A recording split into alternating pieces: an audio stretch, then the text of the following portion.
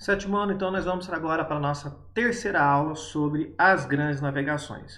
Na aula anterior nós vimos sobre o pioneirismo português, os motivos que levaram Portugal a sair na frente dos demais europeus nas grandes navegações, os sucessos que Portugal teve, a opção que eles tiveram pelo périplo africano e assim por diante. A partir dessa aula nós vamos estudar as viagens espanholas. A Espanha, que é vizinha de Portugal, também vai ter bastante sucesso nas grandes navegações. E nesta aula nós vamos estudar então as viagens espanholas.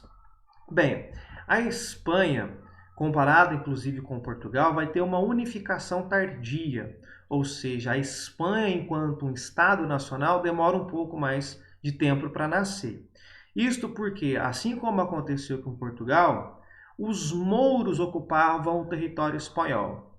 Vocês se lembram da aula passada que eu expliquei? Os mouros eram um povo muçulmano que vinha da Mauritânia, lá na região da África. Os árabes, quando ocuparam o norte da África, levou a religião muçulmana para todo o norte e nordeste da África. Muitos povos africanos então se converteram ao Islã. E esses povos com ideias expansionistas ocuparam a Península Ibérica, que é ocupada por Portugal e Espanha. Portugal conseguiu expulsar eles mais cedo, a Espanha teve um pouco mais de dificuldade. A Espanha, até um certo tempo, era formada por 4 grandes reinos. E depois foram fazendo aliança entre esses reinos até formar uma unificação, um reino único, em que eles juntam as suas forças, seus exércitos e conseguem finalmente expulsar os mouros. Quando a Espanha nasce como Estado nacional, eles têm a preocupação de fortalecer a sua economia e para isso eles também vão investir nas grandes navegações.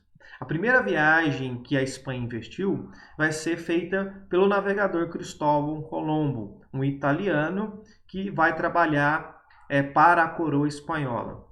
O Colombo acreditava na esfericidade da Terra. Naquela época, a esfericidade da Terra ainda não era um consenso. Nem todos sabiam, não conseguiam confirmar a esfericidade da Terra. Embora existam relatos desde a antiguidade de pessoas que conseguiram fazer cálculos até mesmo do tamanho do globo terrestre. Portanto, não foi Colombo que surgiu com a ideia da esfericidade da Terra. Essa ideia já era muito antiga. Mas Colombo vai retomar a ideia da esfericidade da Terra porque ele vai querer usar isso em seu favor. De que jeito? Fazendo uma viagem até as Índias através da circunnavegação, ou seja, dar a volta no globo terrestre para se chegar às Índias. Fazer, portanto, ao invés de fazer como Portugal, que optou pelo contorno da África, fazendo o périplo africano, Colombo pretendia fazer uma viagem em direção a oeste, dar a volta no globo terrestre e finalmente chegar no território do Oriente. O primeiro que Colombo procurou, apresentando essa ideia, foi para o rei português. Mas ele não teve sucesso com o rei português. Porque Portugal já estava investindo no périplo africano e estava tendo sucesso.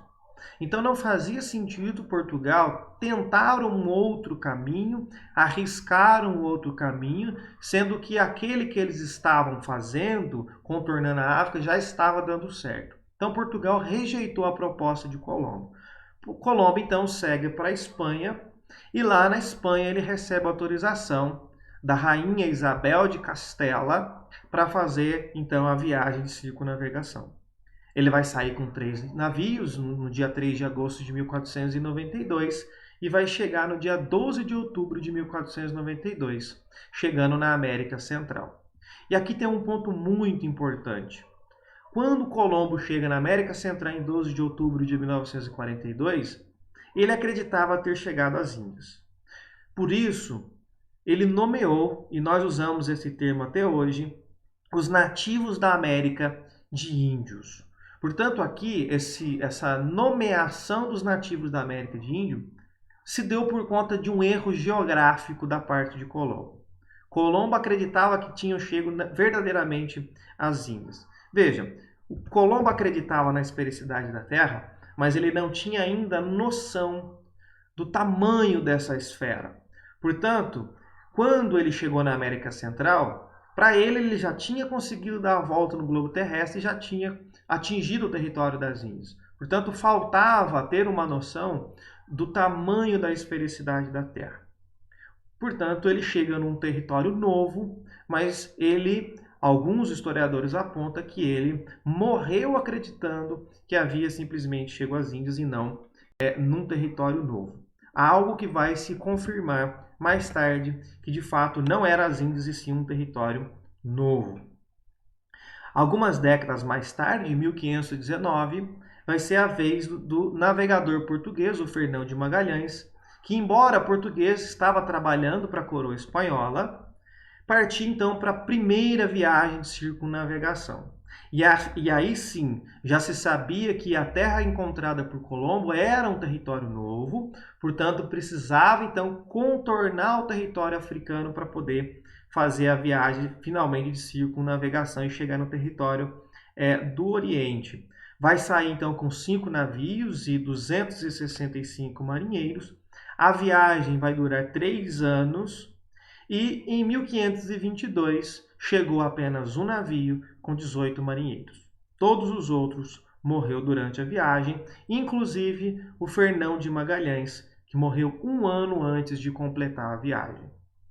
E aí vem um questionamento que vocês podem fazer. Ora, se Colombo chegou à América, por que será que o nosso continente não se chama Colômbia em homenagem ao Colombo? Por que se chama América?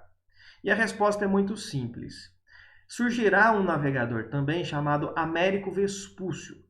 E esse navegador será aquele que vai confirmar que as terras encontradas por Colombo de fato eram um continente novo, era um território novo.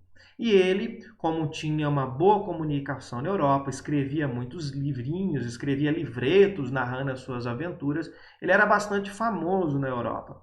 Então, acabou se fazendo a homenagem ao Américo Vespúcio, que foi não o que chegou primeiro, mas foi o primeiro a constatar e confirmar que se tratava de um continente novo. Como os demais continentes conhecidos até então, a Europa, a Ásia e a África tinham nome feminino, então passaram para feminino e homenagearam então o continente com o nome de América. Então é basicamente por isso. Como eu já disse, acreditava-se que Colombo morreu achando que ele realmente tinha atingido o Oriente e então para ele a Terra não era um continente novo. Mas a descoberta do Américo Vespúcio, constatando que se tratava de um continente novo, ajudou Fernão de Magalhães na sua viagem de circunnavegação, porque então finalmente era preciso contornar também a América para que essa viagem funcionasse. Então aqui nós encerramos a nossa unidade 3 e na próxima aula então nós vamos ver como será a divisão desses novos territórios encontrados na América.